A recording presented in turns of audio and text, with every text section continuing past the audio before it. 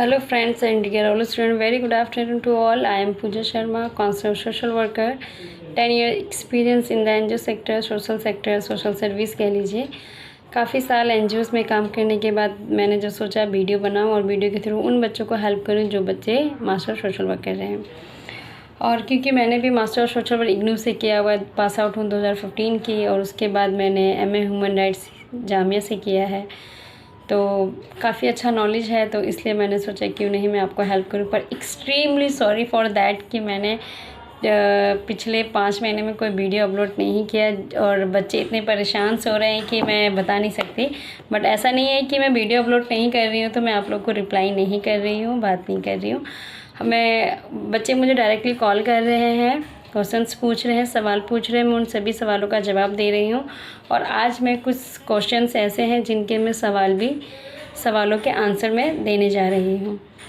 तो आज वीडियो जो है, आज का जो टॉपिक है वो है अनुकूल दौरे यानी कि ओरिएंटेशन विजिट की रिपोर्ट। अनुकूल दौरा हिंदी मीडियम में है और ओरिएंटेशन विजिट इंग्लिश मीडियम में है। तो जो बच्चे इंग्लिश मीडियम से MSW या BSW कर रहे हैं उनको 5 NGOs में जाके ओरिएंटेशन विज़िट करना होता है, और जो बच्चे हिंदी मीडियम से कर रहे हैं उनको अनुकूल दौरे की विज़िट करनी होती है। Both are same things. और आपको 5 NGO में विज़िट करना है और विज़िट के दौरान क्या फॉर्मेट्स आपको फॉलो करना है वो मैं आज आपको ये बताऊँगी वीडियो के थ्रू। तो उससे पहले I request to all, please subscribe my channel, share कीजिए, लाइक कीजिए, फॉरवर्ड कीजिए, ज़्यादा से ज़्यादा शेयर कीजिए, उन बच्चों तक पहुंचाइए जो बच्चे MSW कर रहे हैं और उनको बहुत प्रॉब्लम्स आ रही हैं। तो वो मेरे से बात भी कर सकते हैं कि कोर्स में कैसे आपको मैं हेल्प कर सकती हूँ और आपको कैसे कोर्स को ईज़िली पास आउट करना है। एकदम आराम से उसको करिए, कोई ज़बरदस्ती नहीं है, जल्दीबाजी नहीं है, कोई आपके पास do you have 2 years for the course, तो आप आराम से कीजिए, ठीक है। तो और कुछ प्रॉब्लम्स आता है तो आप मेरे से बात भी कर सकते हैं कि मैम अगर ये मैं कैसे करूँ, मुझे फील्ड वर्क समझ नहीं आ रहा, ब्लॉक प्लेसमेंट समझ नहीं आ रहा, तो आप ये इसके रिगार्डिंग एनी थिंग्स कुछ भी क्वेश्चन है तो आप मेरे से बात कर सकते हैं और मैं आपको फ़ोन पे अवेलेबल हूँ। और जो भी बच्चे मुझे कॉल कर रहे हैं प्लीज़ वो मुझे 11 बजे से लेके 6-7 बजे तक कॉल करें, 8 बजे तक भी करेंगे चलेगा, अपने सवाल छोड़ सकते हैं। मतलब अगर रात के 10 बजे मुझे मैसेज कर रहे हैं तो प्लीज़ मैं सॉरी कहूँगी उन लोगों से, उन स्टूडेंटों से जो लोग रात को मैसेज कर रहे हैं, क्योंकि मेरी भी एक छोटी बेटी है जिसकी वजह से मुझे उसको टाइम देना पड़ता है थोड़ा। तो आप प्लीज़ दिन में मैसेज कीजिए, दिन में कॉल कीजिए और प्रोटोकॉल्स को मेंटेन कीजिए एंड प्रोटोकॉल्स को फॉलो कीजिए। यही एक वे होता है अच्छा काम करने के लिए, हम सही चीज़ को अपनाएं और सही चीज़ को फॉलो करें। तो आज का जो वीडियो है अनुकूल दौरा। अनुकूल दौरे क्या होते हैं? अनुकूल दौरे जब हम फील्ड विज़िट 45 दिन हो या 25 दिन का फील्ड विज़िट करते हैं, उससे पहले हमको 5 NGOs में विज़िट करना होता है। जस्ट एक आपके लिए नॉलेज की चीज़ें होती कि how to work in NGO में कैसे काम करते हैं, NGOs में कैसे काम करते हैं, या NGO कैसे काम करती है, मैं कैसे आगे फ्यूचर में काम कर सकती हूँ, मुझे क्या सीखने को मिलेगा, ये सारी चीज़ें जो हैं आज हम वीडियो के थ्रू बात करेंगे। और ओरिएंटेशन विज़िट कितना इम्पोर्टेंस रखता है हमारे लिए ये भी हम इस पे बात करेंगे, इस पे चर्चा करेंगे। तो ओरिएंटेशन विज़िट क्या है? ओरिएंटेशन विज़िट जो है 5 NGO में जाके आपको विज़िट करना होता है। जब आप 5 NGO में विज़िट करते हैं तो उसके लिए एक फॉर्मेट है जो आपको फॉलो करना होता है, जो आपके बुक्स में भी अवेलेबल है। फॉर्मेट्स आपके बुक्स में अवेलेबल है और क्या हम फॉर्मेट्स को फॉलो कर सकते हैं वो मैं आज आपको बता रही हूँ। पर उससे पहले मैं उन सभी स्टूडेंटों का आंसर देने जा रही हूँ जिन बच्चों ने सवाल पूछा है। सवाल है कि BSW कोर्स में एडमिशन लेना ठीक रहेगा? तो मैं बता दूं बिल्कुल ठीक रहेगा, आप बिल्कुल ले सकते हैं। BSW course bachelor of social work बहुत अच्छा कोर्स है। जिस तरह से हर फील्ड में हर पर्सन की ज़रूरत होती है, ऐसे ही सोशल वर्क की ज़रूरत हर फील्ड में होती है, चाहे वो हॉस्पिटल हो, चाहे वो कंपनी हो, चाहे वो NGOs हो, चाहे वो कोई भी गवर्नमेंट का डिपार्टमेंट हो। हर गवर्नमेंट के डिपार्टमेंट में एक सोशल वर्कर की नीड होती है, एक काउंसलर की नीड होती है, क्योंकि इनके बिना हम काम नहीं कर सकते। तो ऐसे ही हमें कोर्स को करना है जहाँ पे स्कोप भी ज़्यादा है। सोशल वर्क में बहुत स्कोप है, इंडिया में थोड़ा कम आपको देखने को मिलेगा, बट आउट ऑफ कंट्री आप जाएंगे तो काफ़ी स्कोप है, आप कर सकते हैं, अचीव कर सकते हैं। काफ़ी सारे ऐसे लोग हैं जो इंडिया में कोर्स करने के बाद वो आउट ऑफ कंट्री जाते हैं, वहाँ से इंटर्नशिप करते हैं, करने के बाद जब इंडिया में आते हैं तो इंडिया में उनको काफ़ी अच्छा वेलकम या काफ़ी अच्छा रिस्पॉन्स मिलता है। तो मैं यही कहूँगी आप सभी बच्चों से या सभी स्टूडेंटों से कि BSW हो या मास्टर सोशल वर्क हो, कोर्स काफ़ी अच्छा है, बिल्कुल कीजिए। मैंने भी किया है, आई हैव एक्सपीरियंस 10 ईयर्स और काफ़ी अच्छा नॉलेज हो गया है। लोग मुझसे पूछते हैं और मैं क्लासेस भी देती हूँ।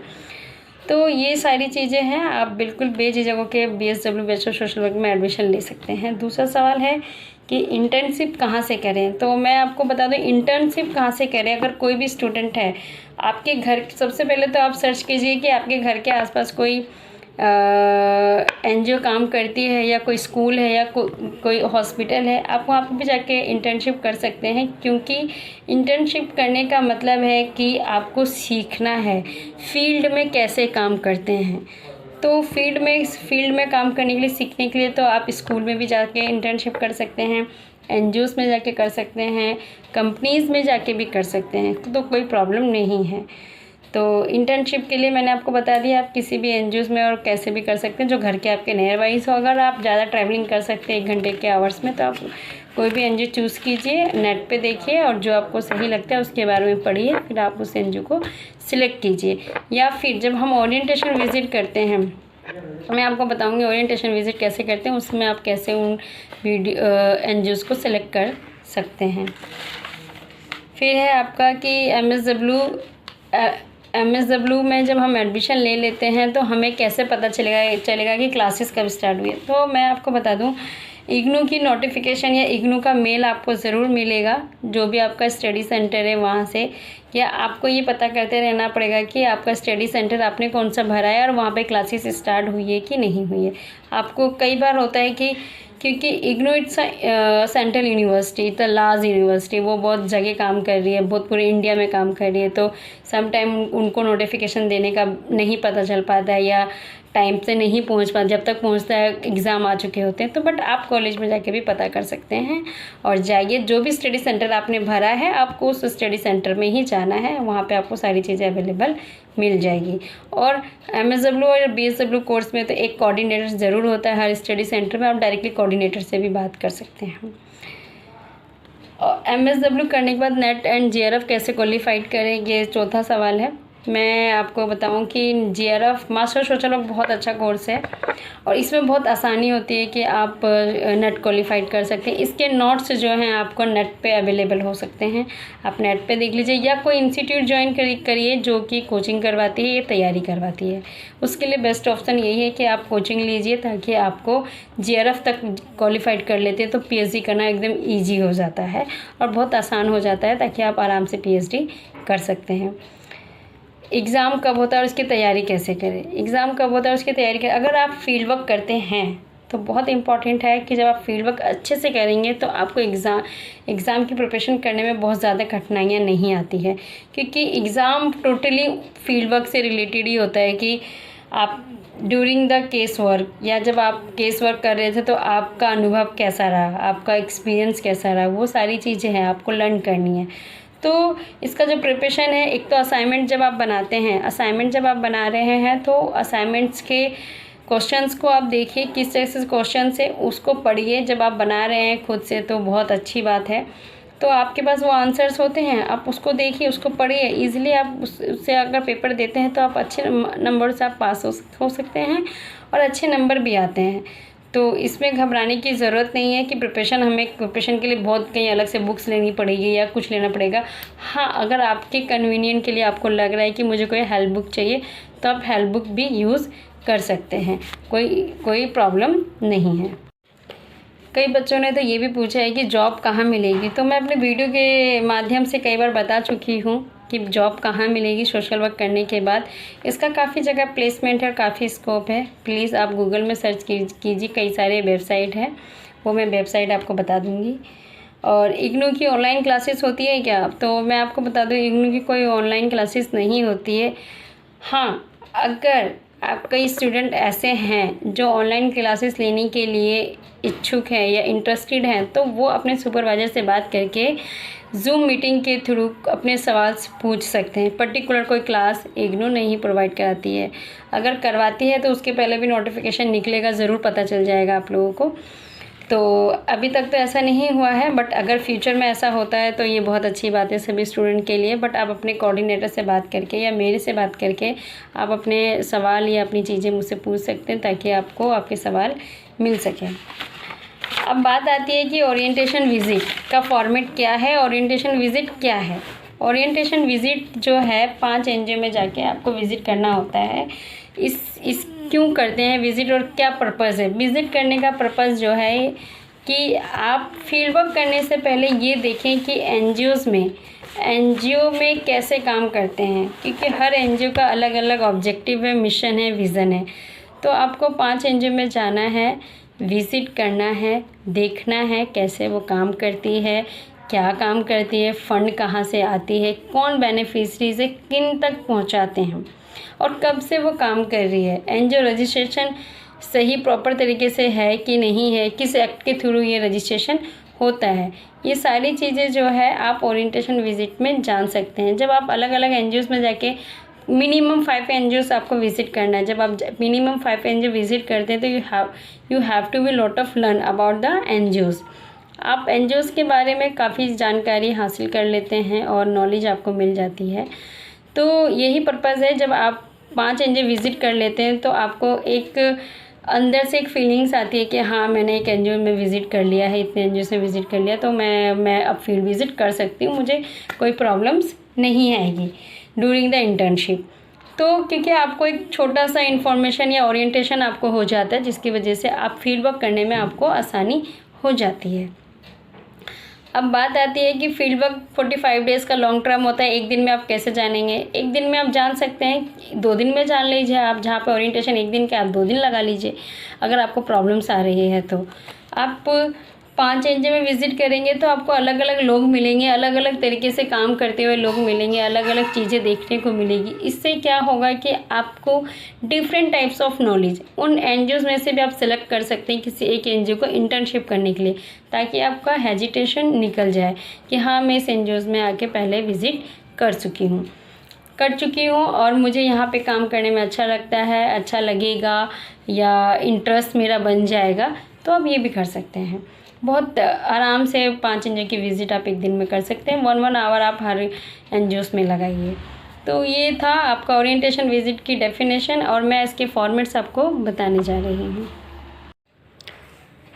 Activity 3, orientation visit.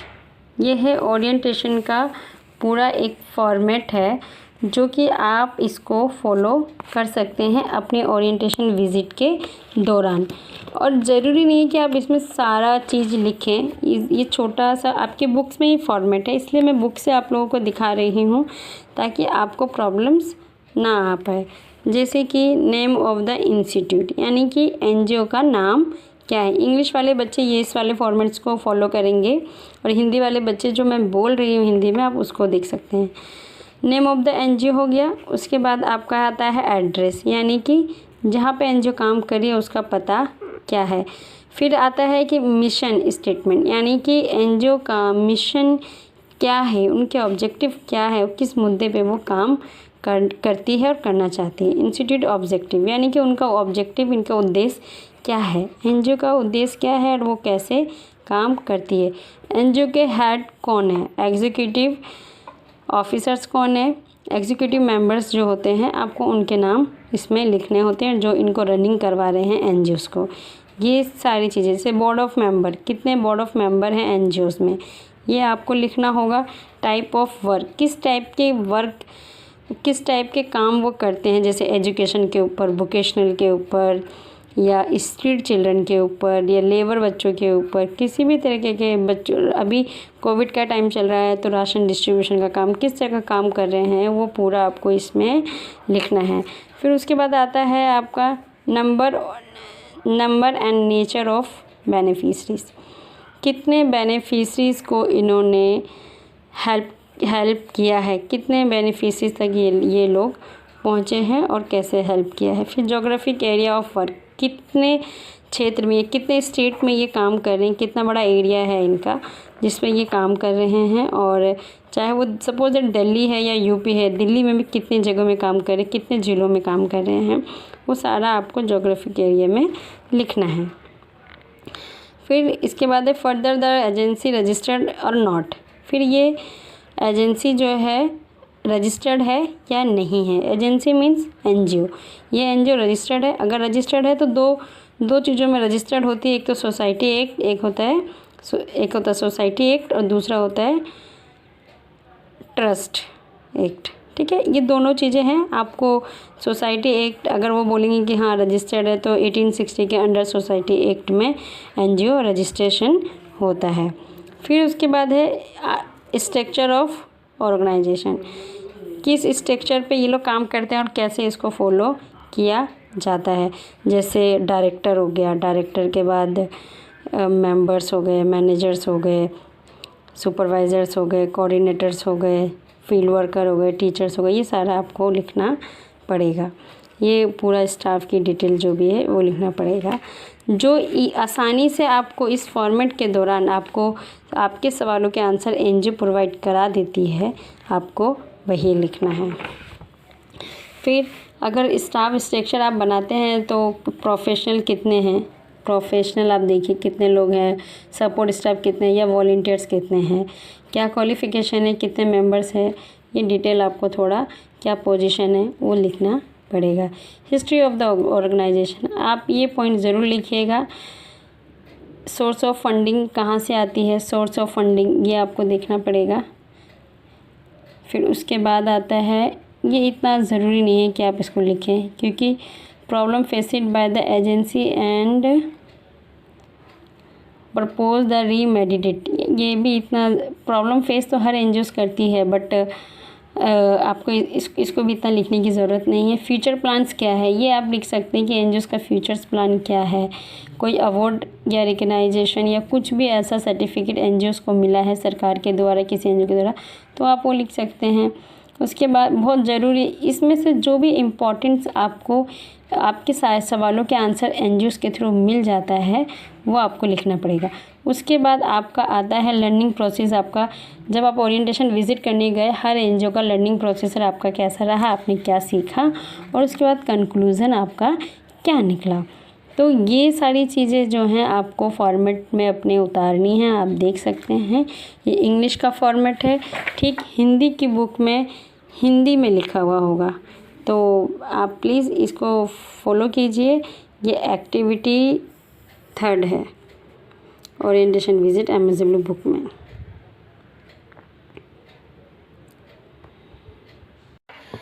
होप आपको समझ में आ गया होगा फॉर्मेट, कि जब ओरिएंटेशन विज़िट करते हैं तो फॉर्मेट्स को हमें कैसे फॉलो करना है और फॉर्मेट्स कहाँ अवेलेबल। फॉर्मेट्स आपके बुक्स में ही अवेलेबल है, आप उसको फॉलो कीजिए। अगर इनकेस नहीं समझ में आता है तो मुझे कॉल कर सकते हैं 9891692856 पे मुझे कॉल कर सकते हैं। प्लीज़ कॉल 11 बजे से लेके 7 बजे तक कॉल करें मुझे, रात में कोई मैसेज ना करें। मैसेज ड्रॉप कर सकते हैं, रिप्लाई मैं मॉर्निंग में दूँगी, और मेरे कमेंट बॉक्स में कमेंट छोड़ दीजिए, मैं उसका भी रिप्लाई करूँगी। हाँ, एक इन्फॉर्मेशन बहुत इम्पॉर्टेंट है, वो है कि आपको कोविड के दौरान इंटर्नशिप कैसे करना है। मैं लास्ट ईयर जो इग्नू का नोटिफिकेशन था, प्लीज़ सारे बच्चे उस गाइडलाइन को फॉलो कीजिए, और अगर कोई नहीं कर पा रहा है तो ऑनलाइन इंटर्नशिप भी आप किसी भी एनजीओ को सिलेक्ट करके कर सकते हैं। डेली क्या क्या आपकी कन्वर्सेशन एनजीओ के साथ हो रही है, आप अपने बुक्स पे राइट डाउन करें। तो ये था आज का हमारा इन्फॉर्मेशन जो सभी स्टूडेंट के लिए। प्लीज़ मेरा चैनल सब्सक्राइब कीजिए, लाइक कीजिए, शेयर कीजिए, and sorry for that. Please आप लोग नाराज़ मत होइए, मैं पूरी कोशिश कर रही हूँ कि वीडियोस में बनाऊँ और आप लोगों को नॉलेज दूँ और आपके जो चीज़ें हैं, आपकी प्रॉब्लम्स हैं, उनको सॉल्व करूँ। थैंक यू सो मच मुझे हेल्प करने के लिए या मुझे सपोर्ट करने के लिए, क्योंकि हम एक दूसरे को ही सपोर्ट करेंगे तभी हम आगे बढ़ेंगे। आदान प्रदान करने का यही एक तरीका है। तो thank you very much for support me, and आप लोग प्लीज़ मुझे अपने सवाल पूछ सकते हैं। मुझे बेहद खुशी होती है जब मुझसे कोई सवाल पूछता है और मैं उनको बताती हूँ। तो और उन बच्चों तक मेरा वीडियो ज़रूर पहुँचाइए जिन बच्चों को ये क्वेश्चंस के आंसर नहीं मिल पा रहे हैं तो मुझसे बात कर सकते हैं।